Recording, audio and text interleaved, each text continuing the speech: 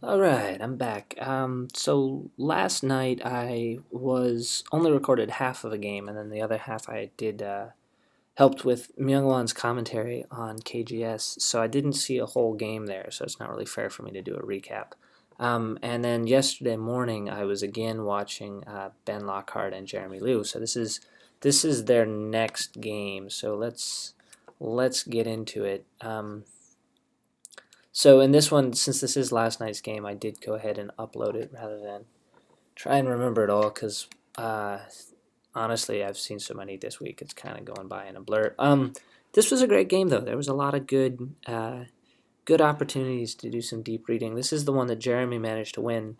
So Ben has played this fuseki here a couple times, or he's played this attachment, and he played this one in the other game that I saw him take black in. So he's studied it. He clearly has some familiarity with it. And this is the more modern move. Ben was saying that the Korean folks don't connect solidly anymore. So this all seems so far so normal. Another Joseki choice in the upper left. I don't really know if this is how far abroad this is from modern fuseki theory.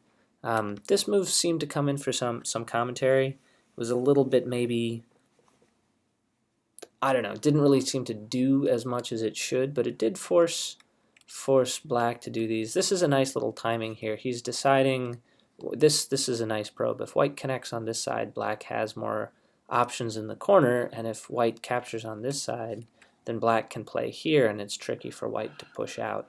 So this is the right time to do this probe and cut move when you're trying to make a decision which way you're going to go.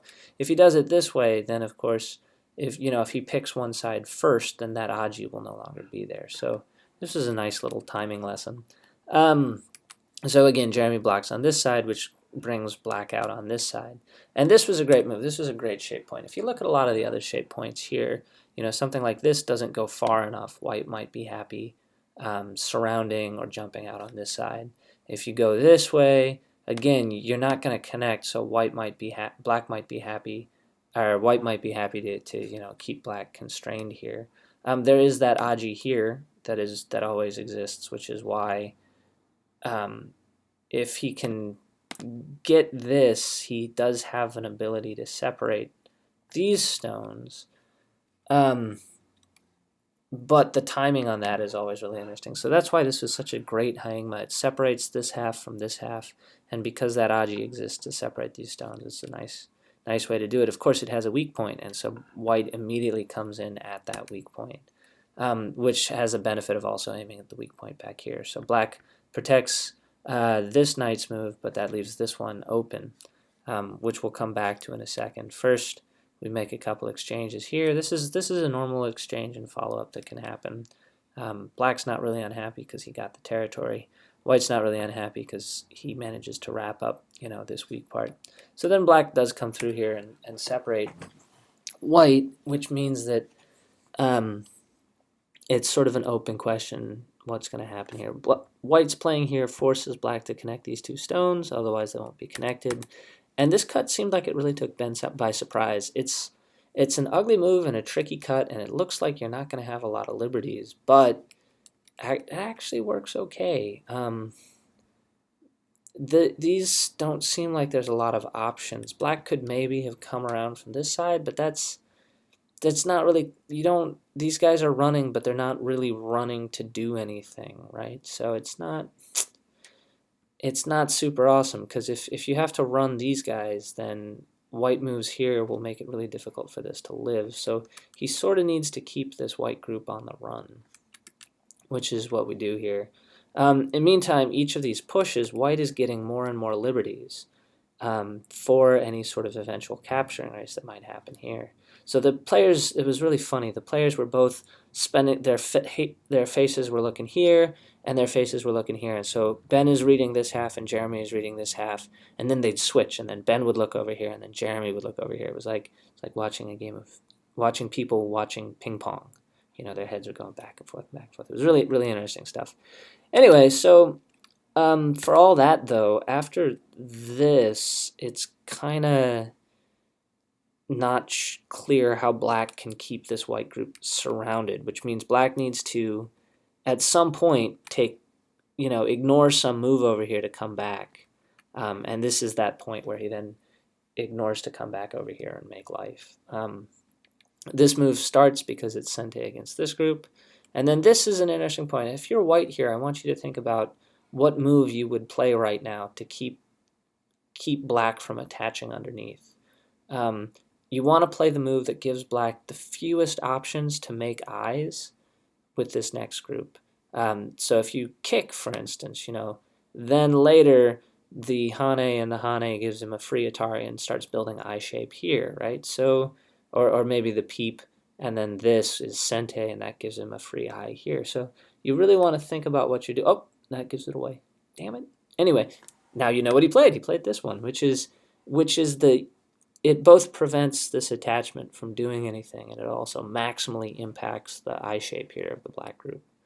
So black comes back and forces this. And again, if he catches these two stones, then white can't win a liberty race, so white will have to answer that. And then he has to come back and live. And this is the move that gives him two eyes, one here and one in here. So white gets to hit at the shape point here, which is painful. Black jumps out, white jumps out, black jumps out. This is an awkward group for black to have to handle now. He's gonna, if you look at the point balance, black is not sufficiently far ahead. This isn't enough for him to be, sanguine about his possibilities here. He needs to do, yeah. And then at this point, this seemed like a miss. I love it, but Ben had got up and he was looking at Ryan and Eric's game, and while he was waiting for Jeremy to play, because I think he was, I don't know if it's a misread or what happened, but I think he was expecting that this did more than it does, because after white played this answer, he looked and he looked and he looked and he looked, and he seemed like, after playing this one very quickly, once white played here, he was then like, oh man, that doesn't work as well as I thought it did. And he had to come back here and Atari his way out and connect. And this is going to be painful, since he's not getting any of these cutting stones. This is going to hurt. And white, for his part, did a great job of just keeping the pressure on, not attacking, not losing sight of it. This looks like a really, really solid group, but it's still not alive. And again, when you're white, you don't need to resolve all that immediately. You can go back and make your points elsewhere. So this is sente, and then that induces black making sure he's got an eye here, which only causes more problems later. Black now has to go back to running. So that's sente. White plays the simple move. Again, he's doing a good job of turning this part here into territory, which is going to be enough for him to win. He's got this. He's got this, he's got a little here, a little here, and a little here, and that's going to be enough for him. So, wow. But then this was maybe too far. I don't know, it's a good move, but if he just holds it to this, my count had white still ahead. As it was, this one seemed to give black this opportunity. And the reason we do this here is that there's both ladders work for black. If white tries this, he can catch this ladder working. And if white tries this way, this ladder also works. So since the ladders work, this stair-step hane is a really neat technique, and white sort of has to just drop back and connect. And so that's a little bit of Ben taking the initiative, and now he needs to do a lot of damage to the territory. Just taking the stone, maybe it's enough, but there's still some pretty bad attacks that can happen up here. You should take some time and read out what the various sequences are here. This cut, for instance, some of these other things going on.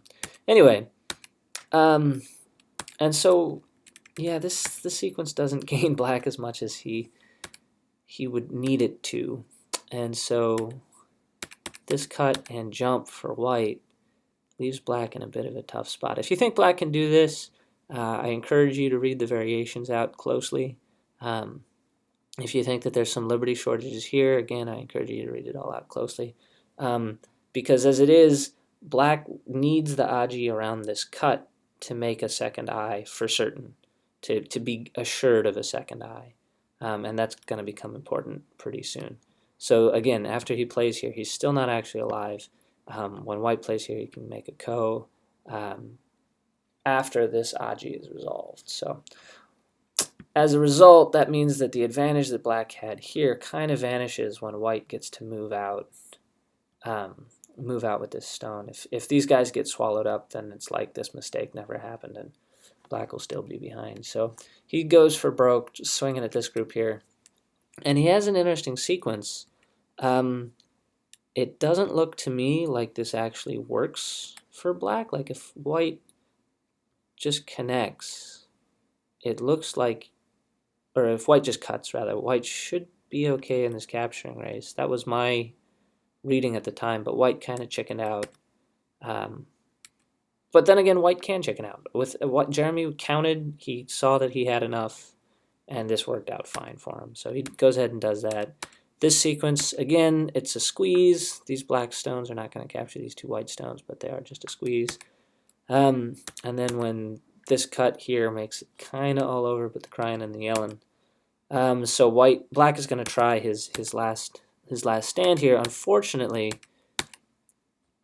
even if he gets these, this is a kill. This move cleanly kills this top group. And if you don't believe me, read it for yourself. So this is a great example of like really being sure about your life and death. Ben knew this. There's no way Ben didn't know this. I think that he just was looking for a good place to resign. So, but it was a really interesting tour de force here of, Ben's playing because he knows what the score is and he knows he's got to make something happen. And Jeremy just didn't give him any chances. So it was a great game. This was the one that Jeremy won to make it 1-1 and ensure that there would be games played today on Saturday. So that's this one, and I guess I'll do the next one. We'll keep working our way backwards. Thanks a lot. See you later.